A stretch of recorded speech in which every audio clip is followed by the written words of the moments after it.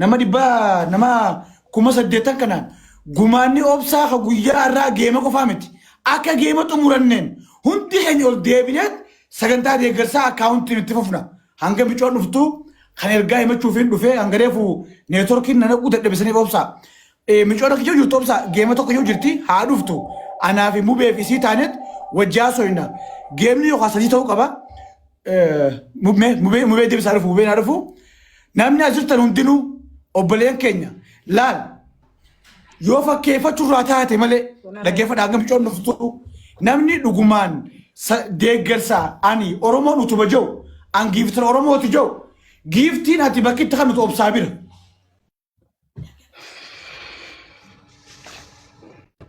Assalamu alaikum ni horki reefu analeen hararan de walilleen somnu haa qoltimna ummat osoo geema obsaa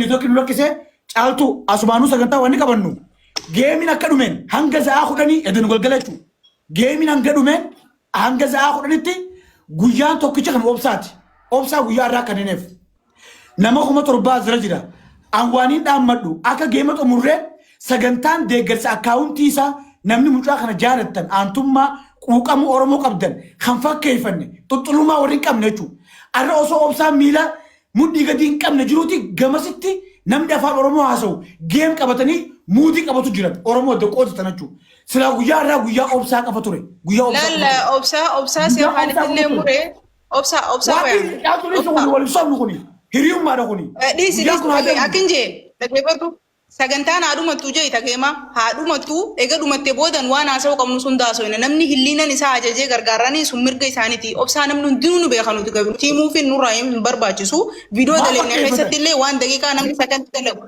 yaa daqiiqaa meeqa daleenee ibsallee kanineefi jira gargaaruu feetanii gaayis mucaan kunii nama miila hin qabne nama rasaasni lama keessa jiru kuni wal wanti godhuun hin barbaachisu ijaan arganii wal beeyna wal agarra sooshaal miidiyaarra mucaan kun wajjin jira sooshaal miidiyaarra wanti oofee nama hordoftoota 300 ol hordoftoota Oromooti keessa hordofu malee mucaan afaan Amaaraan dubbatu akkasii miree wal beeyna soo ni gargaaranis ni gargaaramas waan jette immoo ni malkeessinas emotional hin ta'iniiti tasgabbaa'anii beeka waan ati aartuufillee waan ati wanti jettuufillee nan hubadhaati tasgabbaa'anillee reefu ni torkituu na didee wallaahi hedduu dhiifama. Maalti micciyoo maal taatee ittan?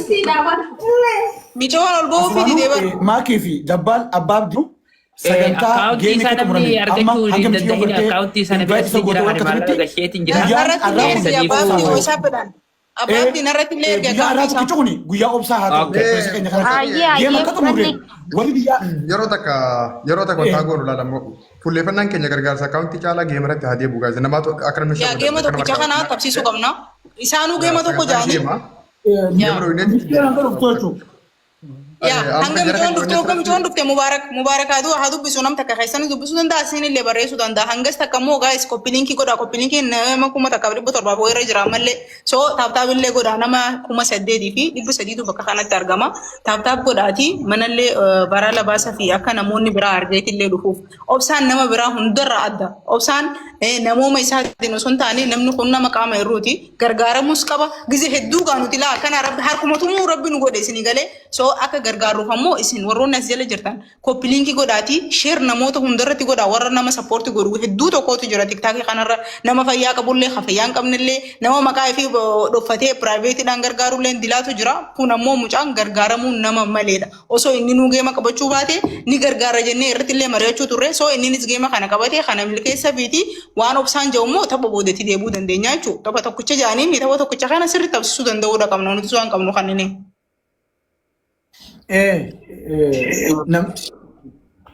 Ilaal caalessa to'anii jeefi geema qofa xiyyeeffannee akkan horiineefiin ergaa bira kaadhee ammatti geemaa qabamee geemni immoo dirqamaa giiftarri akka sabatti qabnu bakki obsaa kuni saba amantaa eenyummaa irraa illee oli namummatti haajama namni nama ta'e afaan keenya beeku afaan keenya hin beekne illee mucaa kana bira dhaabbachuun eenyummaa namummaa keenya ibsa waan ta'eef itti dabalee immoo giiftarri nuti qabnu bakka itti giiftarummaa keessan itti agarru dhiirummaa keessan akka tullutti ol baafnee ilaallu guyyaa irraa kana kannaan guyya qabdi kannaan hundi guyya qabdi giiftaroonni keenya kan dhugaadhaa arra bakka tana nuu bee wallaan arra namni obsaa nuu injifachiise ana akka kiyyatti seenaa laphee na biraan bo'oon namni mucaa kana arra leenca tokko kanne umriif guutuu akka nama saba kanaa waa godhettiin umriit yoo guutuu yaadadha jechuudha.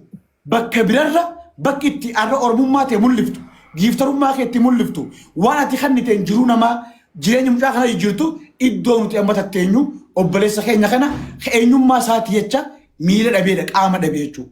Kanaaf kennaa caaltu giiftarri nuti giiftara keenya na yaammannu ha guyyaa irraa nu jalaa owwaateedha.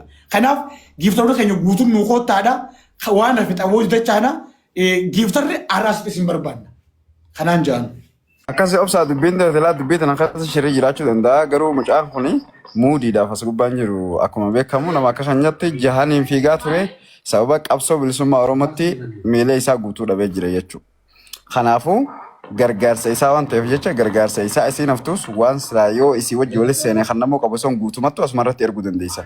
Zim ja'aatuma ergaa yoo isin haftes jechuudha akkuma gartee gizee isii wal seen isin moosisnaa jettanii waa hartan sanitti caaluma jaa waan qabdan guututti warri inni kanneettanii jirtan sarpiraayis nama isa godhe rabbiitu sarpiraayis godha malee obsarraa galatanii eeggattan waan ta'eef jecha guutuma gaduma dhiisa achi booda gargaarsa waan ta'eef jecha akkaawuntii lookal Itoophiyaa keessa jechuudha. Nigdi baankii qabaatee Oromiyaa qabaatee isiniif maxxansaa isiniif himaa achirrattis waan dandeessan guuraa fi warri biyya alaatis haala mijeessaa fi waan akkaawuntii irra waa'ee ergansanii guyyaa tokkichaa kana gargaaramuu qaba. Gargaarsaaf dhufee beekuu qabdan jechuu barbaadeeti akka nama gizee biraa taphatu istaayilaa taphatuu fi injifannoo Oromoo mul'isuuf taphatu miti jechuu barbaadeeti inni.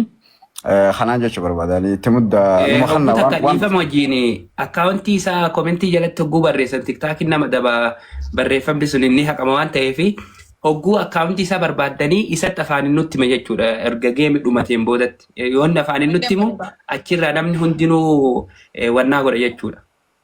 Anna bira jira akkaawuntii isaa maallaqni irratti ergeetiin jira. Abbaabdi amma dura geemiin ni nafne bar geemiin micciyootu invaayitii si banaan geemii erga taphatee booda akkaawuntiin haayimamu vaayiraaliin mana jala ajjeesa akkaawuntii yoo as jala kaayyame amma galatooma. Wanti godhu jirtu yoo keessin godha namni takka illee akkaawuntii mucaalaa komentiin godhin akkuma dhageessan. Adira akkaawuntii. Booda geema booda isi dafaan nutti waan ta'eef hin barreessin arba jala komentii akkaawuntii tiktaakiin ni adama. Samalee amma sababdi akkaawuntii obsaan kana dura waa wayii waan jee qaba. Ani akkaawuntii nama hedduuti sunarraa fudhate nama hedduutiif illee ergeetiif hin ture obsaa baay'anii yaadatta jeetii yaada.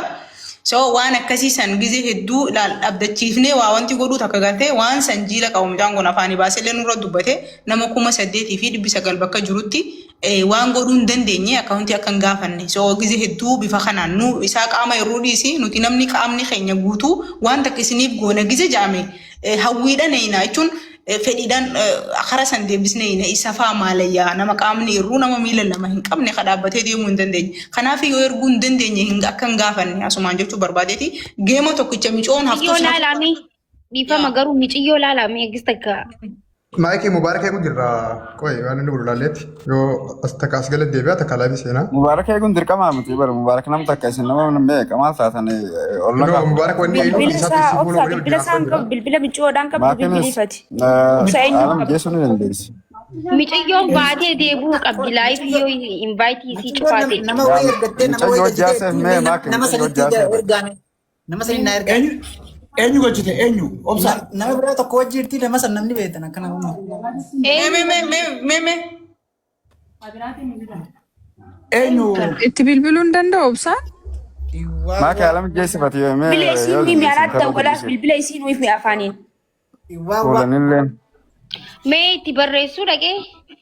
Unoo laal. Bilbila isiin yoo nuyi dawwaluu fi dandeenya bara asumarraa dawwaluu fi hin dandeenyu. Qoy itti barreessaa dhaqee. no anu dubbisee bar Maakii akka dandeessu ati yaada. Laayif isii namni biraatti ergachuu kan danda'u namni itti ergatee sila ana fide akkasii barbaade. Gastii amma akkam gootanii beektaa? Nu buusii gastii cufeeti itti ergi. Maybe gastii kee cufee ati nu buusii micoon si barbaadaa jirti jechaa jiran. Bakka takka nama buusin ammas ofumaa hin baasin osoo jettu. Of eeggannoo godhu ofumaa hin baasin. Nuti tu rakkoon qabu ayyee. Akkas.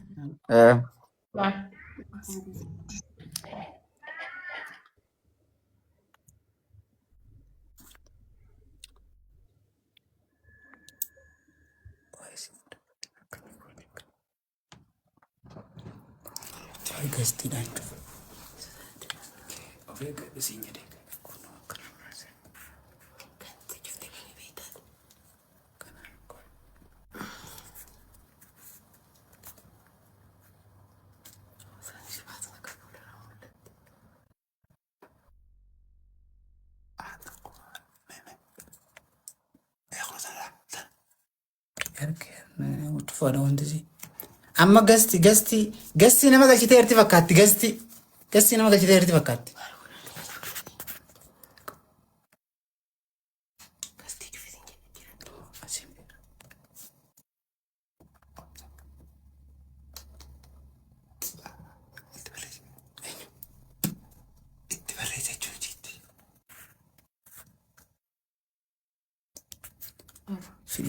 Video wanta sitti telefon rabaate. Asii namoota natti hin dhufu.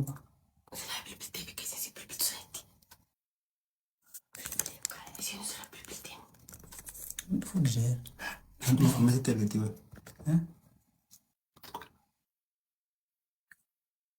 Gasti cufisnya cuci.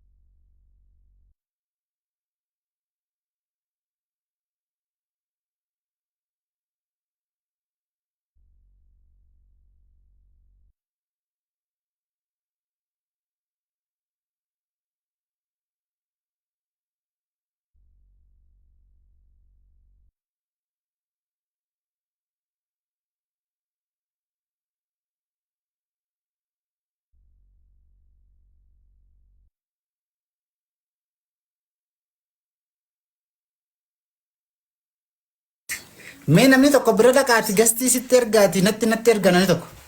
Akka godhaana.